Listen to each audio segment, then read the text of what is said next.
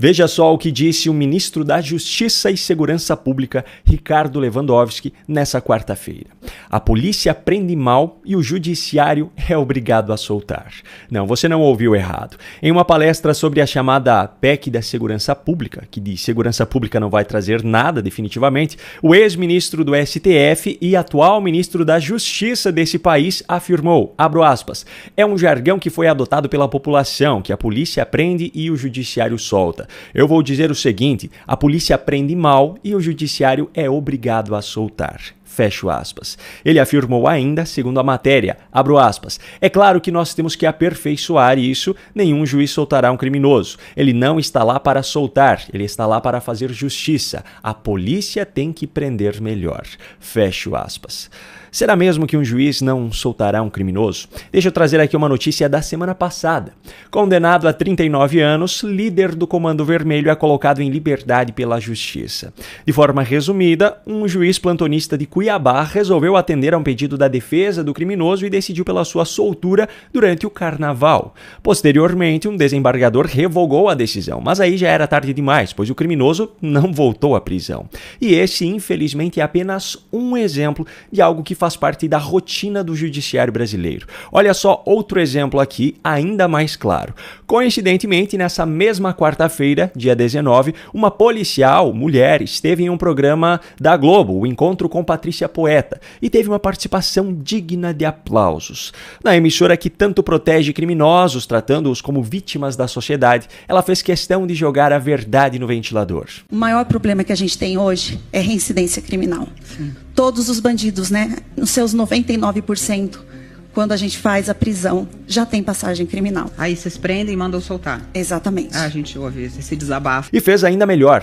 Ela trouxe um material físico para mostrar o tamanho do absurdo que o judiciário costuma praticar. Opa, fez o dever de casa, deixa eu ver. Isso aqui é a ficha criminal de um indivíduo que atua no bairro do Ipiranga. Ele foi preso 16 vezes. Que isso? Gente, é o mesmo criminoso? Sim. Aqui é um rolo, né? E não ele é já está solto.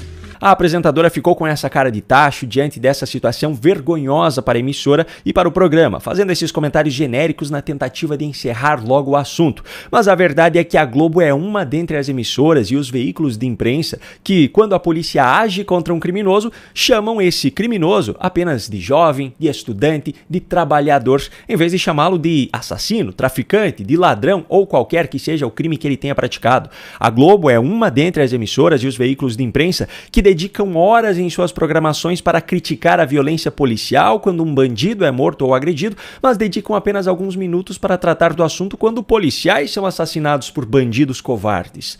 Mas o problema não está só na imprensa, não, longe disso. O ministro Ricardo Lewandowski tem se mostrado um perfeito exemplo da ideologia esquerdista que vitimiza criminosos e condena a polícia. Lewandowski, que hoje é o ministro da Justiça, Lula, que hoje é o presidente da República, Flávio Dino, que hoje é ministro do STF, e vários outros aliados dessa turma já defenderam abertamente e por diversas vezes a tal humanização do combate ao pequeno crime. Para eles, os crimes que não envolvem violência ou grave ameaça à pessoa não deveriam ser penalizados com um cárcere privado, exceto, é claro, aqueles casos de pessoas que escreveram frases com batom em estátuas, que portaram bíblias em uma manifestação que terminou em quebradeira, entre outros, pois esses, sim, representam um perigo para a sociedade, não é mesmo? Um simples ladrão de celulares ou de carros, um estelionatário, um traficante, um político corrupto, nenhum deles representa perigo, imagina. Mas não é só isso, não. Eles também defendem e já deram início a um processo de redução na superlotação dos presídios. Só que o objetivo deles não é fazer com que o número de vagas disponíveis seja compatível com o número de presos, e sim fazer com que o número de presos seja compatível com o número de vagas. Ou seja, em vez de ampliar os presídios e construir novas unidades, eles preferem colocar parte dos presos em liberdade. Pois é, parece ser intencional mesmo o deboche com o povo brasileiro, o fato de decisões como essas partirem de uma pasta chamada de Ministério da Justiça e Segurança Pública. Por falar em justiça, ou na falta dela, os deputados petistas Lindbergh Farias e Rogério Correia fizeram questão de gravar um vídeo nessa semana comemorando o fato de Eduardo Bolsonaro ter decidido ficar nos Estados Unidos. Só que essa comemoração deles foi acompanhada de uma confissão explícita de conluio com o ministro que viria a tomar a decisão de apreender o passaporte de Eduardo. Veja só. Lindbergh, nós acertamos em cheio. É óbvio que se ele voltasse para o Brasil, Alexandre Moraes, a pedido nosso, ia confiscar o passaporte dele e ele não poderia voltar aos Estados Unidos. Vem cá, como é que eles sabiam que era tão óbvio assim? A Procuradoria-Geral da República deu o seu parecer, somente depois que Eduardo anunciou que não voltaria ao Brasil, mas deu o seu parecer, afirmando que não havia qualquer elemento concreto de que algo ilícito tenha sido praticado e que é impossível tipificar condutas como crimes em que haja uma lei que dê respaldo a isso. Ou seja, não havia a menor possibilidade do ministro Alexandre de Moraes legalmente apreender esse passaporte. Diante disso, a única possibilidade para que os deputados petistas tivessem tanta certeza de que esse passaporte seria apreendido é se eles tivessem combinado algo previamente com o ministro, não acha?